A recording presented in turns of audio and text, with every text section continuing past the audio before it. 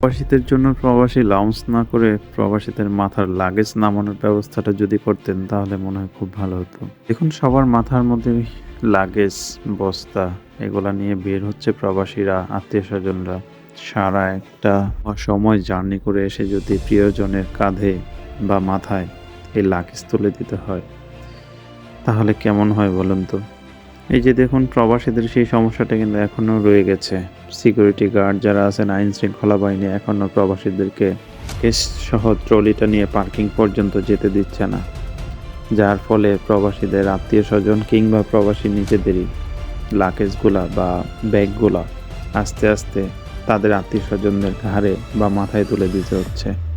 এক cup coffee বা একটা বার্গার খাওয়ায় ফেললেন, সেটাতে আন্তরিকতা নেই।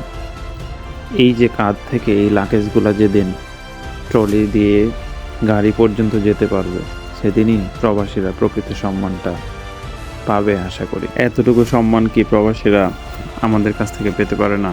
বিগত সরকার এবং বর্তমান সরকার যদি একই ব্যবহার, একই আচরণ তাদের সাথে করে, তাহলে তারা দেশ পাল্টানোর জন্য যে অঙ্গীকার এবং অংশগ্রহণ করেছে সেটার সম্মানটা তারা কোথায় পাবে? আশা করি দ্রুত দেখবেন ব্যাপারটা।